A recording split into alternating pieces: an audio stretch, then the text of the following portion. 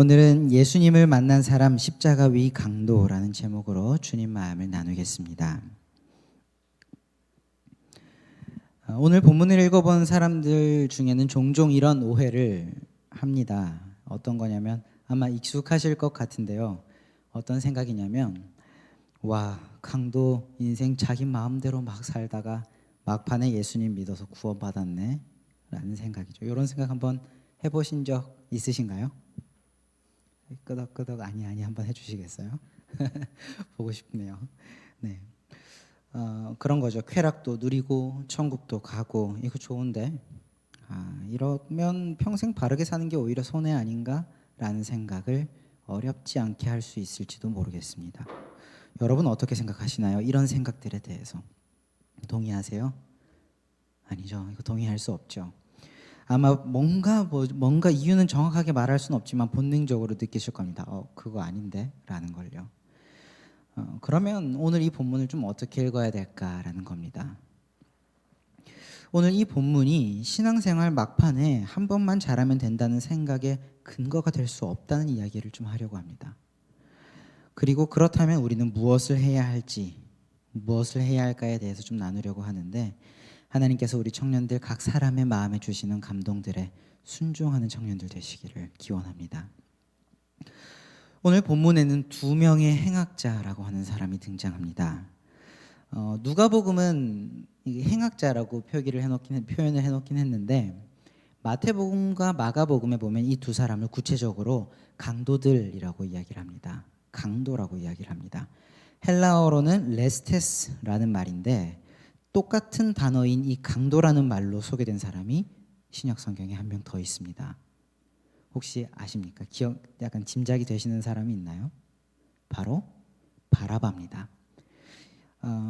누구냐면 빌라도가 예수님을 신문하는 과정에서 그 전례에 따라 명절에 석방시킬 죄인을 한 명 택하라고 군중한테 이야기를 하죠.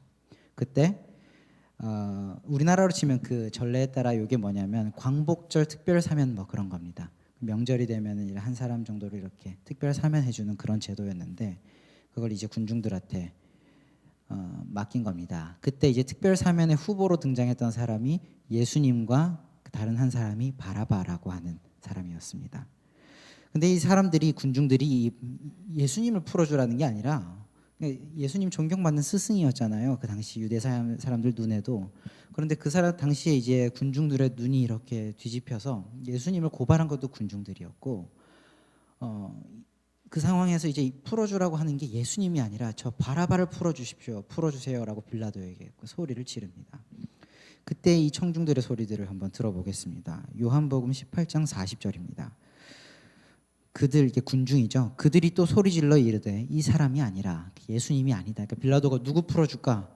예수 풀어주면 되지 않겠냐라고 했을 때 이 사람이 아니다, 바라바다, 바라바를 풀어주셔서 이야기를 한 겁니다. 그런데 덧붙이는 설명이 이 바라바는 강도였더라라고 이야기를 합니다.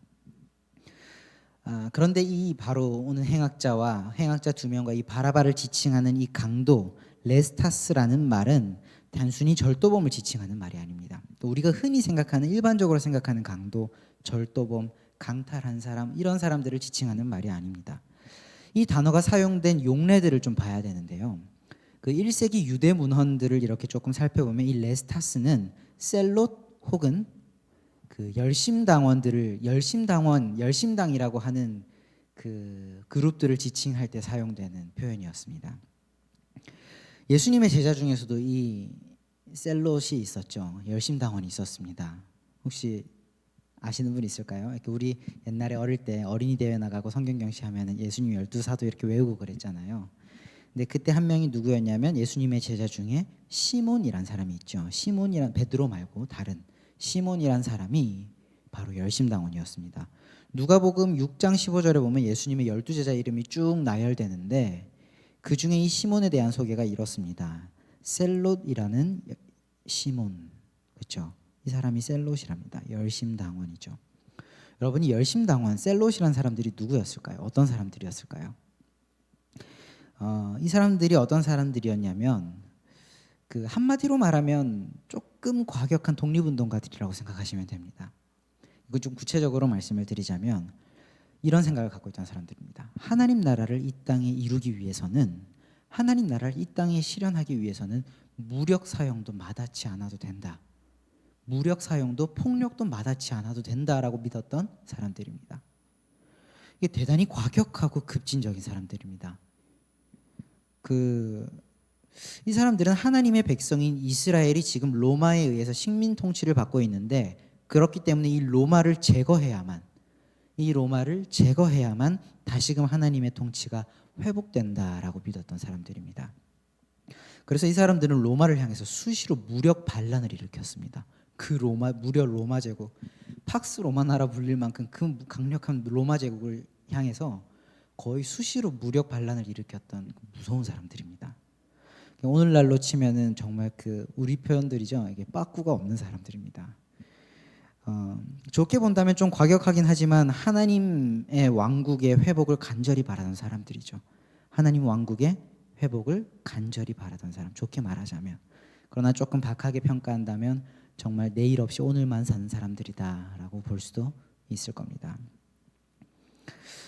로마 입장에서는 이런 사람들을 정치범으로 분류했습니다. 그리고 그들을 극형으로 공개 처형을 하는데, 이 방법을 통해서 로마에 반항하지 말아라는 선전으로 사용했습니다. 바로 이때 사용된 형벌이, 이때 사용된 처형 방식이 여러분 우리가 너무 잘 아는 십자가형입니다. 정말 잔인하고 악랄한 형입니다. 자세히 말하기, 입에 담기도 어려운. 우리 패션 오브 크라이스트 보면은 느껴지시죠? 근데 상세하게 이걸 풀어서 하면 정말 잔인한 형벌입니다. 아무쪼록. 그런데 그 십자가에 예수님께서는 비록 열심당원은 아니셨지만, 예수님은 열심당원은 아니셨지만 어쨌든 정치범이라고 하는 그 동일한 이유로 오늘 예수님께서 십자가에 못 박혀 계신 겁니다. 로마의 눈에는 로마의 눈에는 예수님이 대단히 위험인물로 보였기 때문이거든요. 어떤 점에서 그러냐면, 예수님은 감히 자신들의 신인 황제를 앞에 두고도 자신이 신의 아들이라고 이야기하는 도전자였습니다. 제국의 도전자였습니다. 더 와닿는 건 뭐냐면, 이 예수님은 오병이어 사건 이럴 때 보면 압니다. 예수님께서 가시는 곳에는 성인 남성, 그러니까 장정만 5,000명, 4,000명씩 모일 만큼 사람들이 많이 모였습니다. 로마의 눈에 이게 어떻게 보였냐면, 이거 말 한마디만 딱 바꾸면 이게 바로 군대로 바뀌는 겁니다. 그러니까 로마 입장에서는 진짜로 위험한 사람입니다, 예수님이. 그리고 권위가 있고 다른 사람들이 그 말에 순종을 하니까 이게 진짜 위태로운 거죠. 로마의 눈엔 예수님이 정말 이렇게 위험한 사람이었습니다. 그래서 예수님의 십자가 위에 그 죄패에 자칭 유대인의 왕이라고 쓰여 있는 것도 이런 맥락에서 그렇게 쓰여 있는 겁니다. 그래서 이렇게 십자가라고 하는 잔인한 형벌에 처형함으로써 너희가 로마를 향해서 반란을 꿈꾼다면 이렇게 된다라고 선전을 삼았던 거죠, 로마 입장에서는. 물론 하나님과 예수님 입장에서 이 십자가는 대속이라고 하는 깊은 의미를 담긴, 신비로운 의미를 담고 있는 사건이긴 했지만, 세상 시선 입장에서는, 로마의 입장에서, 세상의 시선에서는 그런 측면들도 있다라는 걸 좀 이야기를 드리는 겁니다. 아무쪼록 이제 이런 배경들을 좀 알았으니 우리 다시 오늘 본문 속 십자가 위로 우리 시선을 좀 옮겨봤으면 좋겠습니다. 이런 배경들 위해서요. 예수님과 강도 둘은 십자가에 못 박혀 있습니다. 아마 예수님께서 이렇게 영화나 이런 묘사들을 보면 예수님께서 중앙에 계셨던 것 같고 양쪽에 강도들이 있었던 것 같습니다. 생명의 불씨가 점점 꺼져가고 있고 이젠 임박한 죽음을 기다리는 것 외에는 방법이 없습니다. 의사를 찾아갈 수도 없고 도망칠 수도 없습니다. 그저 그 죽음을 받아들이는 것 외에는 방법이 없는 상황입니다. 이런 상황 속에서 두 강도의 반응이 완전히 극명하게 갈립니다. 첫 번째 강도는 어떻게 반응하냐면 이 예수님을 조롱합니다. 39절을 한번 같이 보겠습니다. 달린 행악자 중 한 명은 비방하여 이르되 네가 그리스도가 아니냐, 너와 우리를 구원해봐라 라고 이야기를 합니다. 이게 잘못 읽으면 우리 좀 구원해 주십시오라고, 당신 그리스도라 하지 않았습니까? 우리 좀 구원해 주십시오라고 절절하게 읽을 수도 있는데 그게 아닙니다. 왜냐하면 앞선 35절, 36절에서 이어지는 맥락이랑 같은, 지금 누가복음이 이거를 같은 맥락에서 쓰고 있는 표현인데, 이 35, 6절에 등장하는 관리와 군인들의 조롱과 이어지는 맥락입니다. 이건 명백하게 조롱입니다. 예수님을 조롱하는 장면입니다. 자신이 구원자라고 말하더니, 이런 거죠. 자신이 구원자라고 말하더니 자기 자신조차 구원하지 못하면서 누구를 도대체 구원하겠다는 거야. 너나 나나 지금 하나님 나라 꿈꾸다가 이렇게 허무하게 끝을 맞이하고 있는 거 아니냐라고 지금 조롱하는 겁니다.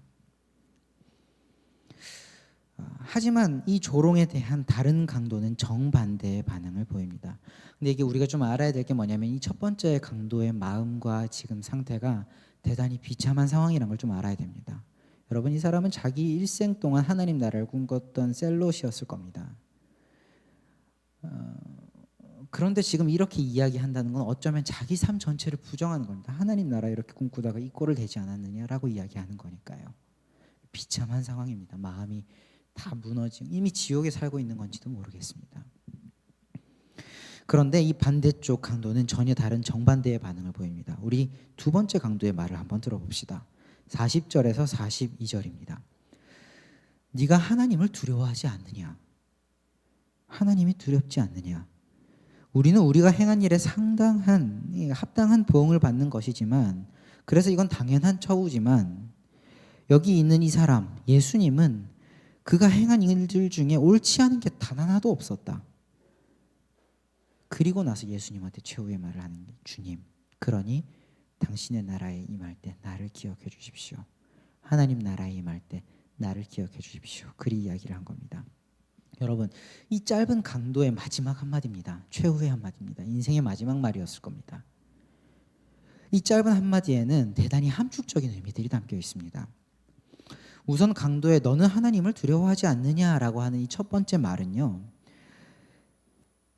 자신은 지금 하나님 앞에서 두려움을 느끼고 있다라고 하는 의미를 담고 있기도 합니다. 너 하나님 안 두렵냐? 난 지금 되게 두려운데 너 안 두렵냐? 라는 거죠. 이게 근데 조금 의아합니다. 왜 그러냐 하면, 여러분, 이 열심당원이라고 하는 사람이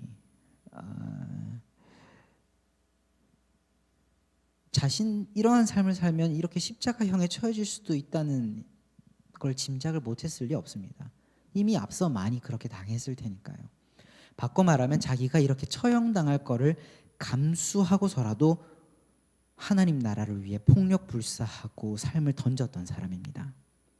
바꿔 말하면 그 정도로 하나님 앞에서 신앙의 열정을 불태운 사람입니다. 여러분, 저라면, 제가 그 정도 삶을 살았다면, 저는 하나님 앞에 마지막에 섰을 때, 저는 이 십자가에 매달려, 제가 만약에 이 상황에서 이 십자가에 매달려 있었다면 순교라고 생각했을 겁니다. 그리고 하나님 앞에 당당했을 겁니다. 하나님, 저 잘했지요? 그리 이야기했을 겁니다. 그런데 오늘 이 두 번째 강도는 그러지 못했습니다. 신앙을 가지고 살다감에도 불구하고 무언가 형언할 수 없는 마음속 깊은 곳에서 올라오는 불안과 공포를 느낀 겁니다. 지금 그게 엄습한 겁니다. 그냥 겉보기에는 이게 왜 그런지 이유를 알 수 없습니다. 그런데 그 뒷말씀을 읽어보면 좀 짐작이 됩니다. 지금 강도가 어떻게 그 다음에 이야기를 했었냐면, 우리는 우리가 행한 일에 합당한 보응을 받는 것이니 당연하다. 무슨 말이냐면요, 이건 자기의 삶과 자신이 꿈을 이루려는 이 방식이, 자신의 삶, 하나님 나라에 던졌던 내 삶과 그 하나님 나라를 이루려는 자신의 방식이 잘못됐다는 것을 인지를 했다는 이야기입니다. 나는 내가 벌 받는 게 합당하다라고 고백을 했다는 건 내가 살아온 삶이 지금 잘못됐다는 걸 인정한 겁니다. 근데 이게 참 안타까운 게 뭐냐면, 폭력에 기대어 하나님 나라를 이루려고 했던 자신의 시도가 잘못됐다는 걸 깨달은 겁니다.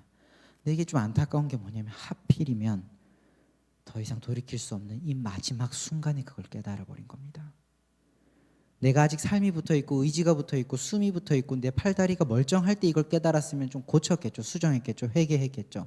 뭔가 바꿨을 겁니다. 근데 아무것도 할 수 없는, 더 이상 내가 회개라는 걸 할 수 없는 이 상황에 그제서야 이걸 깨달은 겁니다. 여러분, 이게 얼마나 공포스러운 상황인지 아십니까? 만일 우리가요, 이건 우리로 생각해서 생각해 봅시다. 만일 우리가 일평생 구원받을 줄 알고 나름대로 지킬 것 지키면서 신앙생활 열심히 하고 살았습니다. 그리고 마지막 임종을 앞두고 이제 눈 감기 전, 숨이 멎기 전 1분입니다. 근데 그 1분, 이제 내 숨이 1분 뒤 곧 멎을 거라는 걸 직감합니다, 본능적으로. 그런데 그 순간, 내 숨이 멎는다는 걸 직감하는 그 순간에, 내가 살았던 삶으로는 구원 못 받는다는 걸 깨달아 버린 겁니다. 여러분, 그 순간에 뭘 하겠습니까? 덮치는 공포밖에 없습니다. 이거 공포 외에는 표현할 수 있는 방법이 없습니다. 지금 이 두 번째 행악자가 그런 상황입니다. 아무쪼록 그리고 이어서 한다는 이야기가 그런 거죠. 예수님이 행한 것 중에는 옳지 않은 게 하나도, 내가 내 삶은 완전히 다 그릇됐는데, 잘못된 방식이었는데 예수님의 삶과 예수님의 방식은 옳지 않은 게 없었다, 다 옳았다라고 그렇게 고백을 한 겁니다. 그러니까 예수님을 보고 깨달은 것 같습니다. 예수님의 삶을 그 눈앞에서 보고서 저렇게 했어야 됐는데, 이렇게 하면 안 됐는데를 깨달았던 거죠. 이건 내 방식은 잘못됐지만 예수님 방식은 옳았다라는 인정의 고백이고, 또 회개, 일종의 할 수 있는 마지막 회개였을지도 모르겠습니다. 자신의 최선의 회개였을지도 모르겠습니다. 그리고 이 말의 연장선에서 최후의 한마디가 겨우 터져나온 게 바로 예수님께 던진 이 마지막 말입니다. 주님, 제가 뭐 달리 할 말은 없고요, 당신의 방법이 옳았다는 건 제가 지금 인정하겠습니다. 그러니 부디 당신의 나라에 임할 때 제발 나를 좀 기억해 주십시오. 그거면 족하겠습니다. 그렇게 절절하게 이 인생의 긴박한 마지막 순간에 어쩌면 하나님께서 겨우겨우 원하시는 그 올바른 고백을 해낸 건지도 모르겠습니다.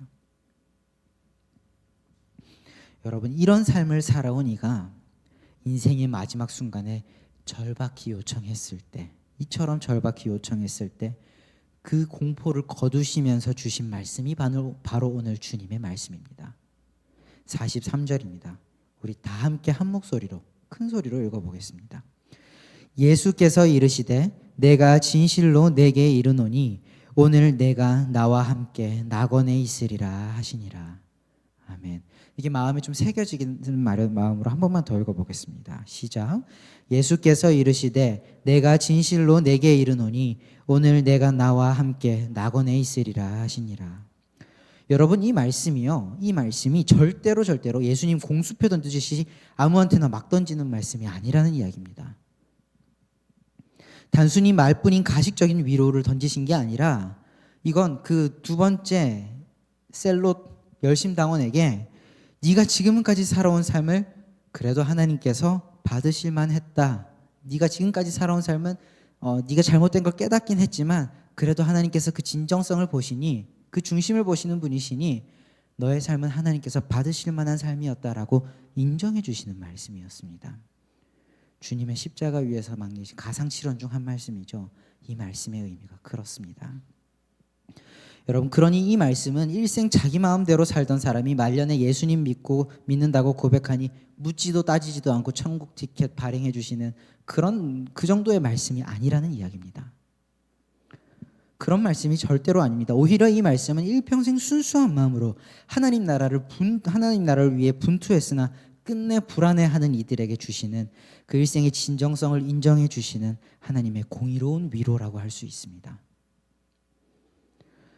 그러니 오늘 내가 나와 함께 낙원에 있으리라 라는 이 말을 우리가 마지막 날에 주님께 네가 나와 함께 낙원에 있으리라 라고 하는 이 말을 들으려거든 우리가 준비해야 할 것은 다른 게 아닙니다. 마음 없이도 뱉을 수 있는 그런 얕은 말뿐인 고백들이 절대로 아닙니다. 그 말을 듣기 위해 우리가 준비해야 할 건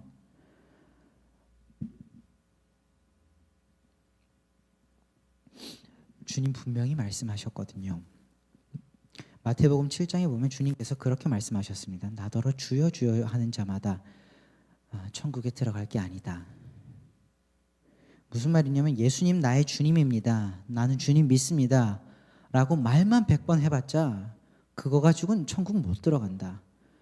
여러분 우리가 교회에서 우리 영접기도라는 거 하잖아요. 예수님 내 삶의 주인으로 모십니다라고 기도하면 예수님 마음에 들어와 계시고 성령 하나님의 삶을 주관하시고 우리는 천국에 갈 수 있는 확신을 가지면 됩니다라고 이야기를 하잖아요. 근데 이 말을 오해하면 안 됩니다. 그냥 말만 그렇게 하면 주문처럼 말만 그렇게 하면 된다는 게 아니라 정말 예수님께서 내 삶의 주인이신 삶을 살아라는 이야기입니다. 그 삶이 뒷받침될 때, 그게 진짜 그 삶이 뒷받침될 때 입으로 시인한 그 삶이 뒷받침 반쪽짜리 믿음, 그 야고보가 이야기한 거 있잖아요. 행함이 없는 믿음은 죽은 것이라는, 그거 하지 말라는 이야기죠. 죽은 믿음 가지고 안 된다. 삶으로 뒷받침되는 삶이 있을 때 우리가 비로소 구원의 확신을 가질 수 있는 거고 구원을 약속받을 수 있는 겁니다. 예수님 그 말씀의 맥락에서 하시는 말씀이죠. 나더러 주여 주여 한다고 되는 게 아니라 하늘에 계신 내 아버지의 뜻대로 행하는 자라에 들어가리라, 그리 말씀을 하시는 겁니다. 마지막 순간에 우리가 공포에 빠지지 않기 위해서 네가 나와 함께 낙원에 있으리라 라는 말을 듣기 위해서 우리가 준비해야 할 건 말뿐인 고백이 아니라 하나님의 통치를 갈망하는 삶이고 진정성 있는 신앙의 생활입니다. 신앙의 유형에 따라 신앙의 유형은 개인의 성향에 따라 오늘 다 열심당원들처럼 열정적인 사람들도 있을 것이고 조금 소극적인 사람들도 있을 겁니다. 그건 개인 성향 차이일 수 있겠습니다만, 그러나 내 삶이 타협 없이 최선을 다한 신앙생활이었는지 혹 하나님과 욕망을 겸하여 섬긴 우상 숭배의 삶이었는지는 우리가 한번 반드시 돌아보아야 할 시점이 있을 겁니다. 자신의 삶이 어떤 삶이었는지는 남은 모를 겁니다. 그러나 본인만 알 겁니다. 본인은 알 겁니다. 핑계할 수 없이 본인은 알 겁니다. 내가 아무리 그래도 나 정도면 잘 살았지, 불안하니까 그거 덮으려고, 아니야 이 정도면 하나님 나 사랑하시니까, 하나님 사랑의 하나님이시니까 나 용서해 주실 거야, 나 받아주실 거야 라고 아무리 나 스스로를 위로해도 내 양심은 마지막 날 하나님 앞에 설 때 내 양심이 솔직하게 외칠 겁니다. 내 삶은 우상 숭배했습니다.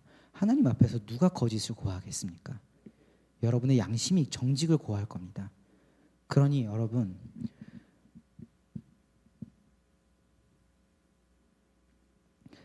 하나님과 욕망을 겸하여 섬기는 삶은 버리셔야 됩니다. 양심적으로 버리셔야 됩니다.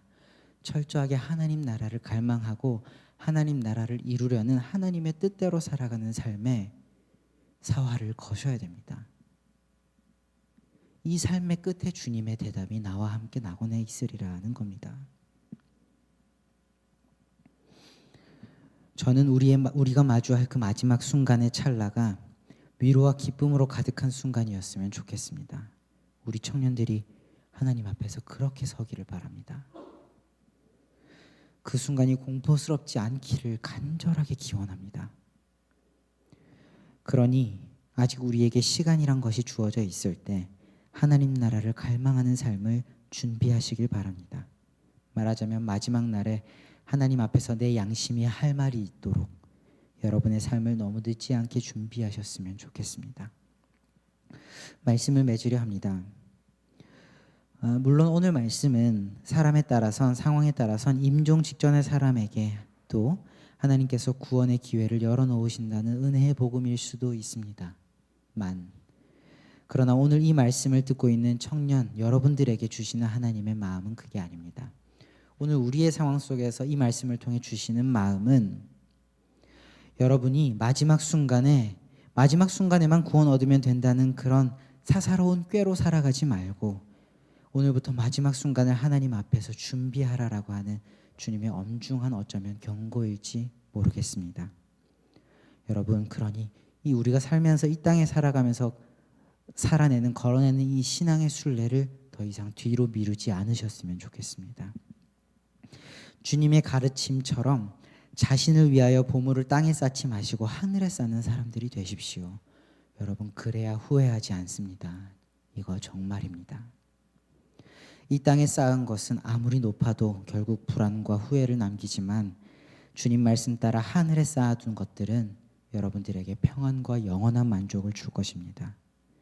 작은 자에게 베푸는 냉수 한 잔, 위축된 마음을 향해 건네는 감사와 칭찬 한마디, 형제 자매에게 건네는 하나님 이야기, 그리고 내가 복음이라고 믿었던 그 좋은 소식들을 건네는 시간들, 그 한마디 한마디, 여러분 일상 속에서 이러한 신앙의 생활들을 좀 늘려나가시기를 바랍니다. 그리 하나님을 향한 진정성 있는 시간만 쌓아 나가신다면 여러분들이 잠시 회의가 찾아오거나 무언가 잘못됐다고 느끼는 순간이 오더라도 주님 여러분 찾아가셔서 그리 말씀해 주실 겁니다. 두려워하지 마라. 괜찮다. 내가 네 중심을 안다. 네가 잘 몰라서 그랬던 건 안다. 그런데 내가 네 중심, 진정성만큼은 알고 있다. 걱정 말라. 네 삶은 하나님께서 받으실 만한 삶이니 네가 오늘 나와 함께 낙원에 있을 거다. 너의 삶은 하나님께서 보시기에 좋았다. 저는 우리 청년들이 아니요. 제가 아니죠. 하나님께서는 우리 청년들이 다 마지막 날에 그 음성을 하나님께 듣게 되길 원하고 계십니다. 이 하나님의 마음에 여러분 저마다 할 수 있는 순종과 실천으로 응답하시기를 바랍니다. 우리 그렇게 하나님 나라에서 다시 뵙기를 바랍니다. 기도하겠습니다. 사랑하는 하나님 아버지, 우리의 마지막을 알고 계시는 하나님, 마지막 순간에 있을 영혼의 일들을 준비하라는 이 말씀은 사람이 줄 수 있는 잠언이 아닙니다. 하나님께서 이 지혜를 우리에게 주셨으니 감사함과 겸손함으로 이 말씀을 받겠습니다. 오늘 우리에게 우리의 시간을 계수하고 마지막을 준비하는 지혜를 더하여 주시옵소서. 그리하여 우리의 영혼의 마지막 순간을 준비하게 하시고 우리가 한 사람도 빠짐없이 다시 주님의 얼굴을 기쁨으로 영원히 뵙게 되는 그날에 이르게 하여 주옵소서. 감사합니다. 예수님의 이름으로 간절히 기도합니다. 아멘.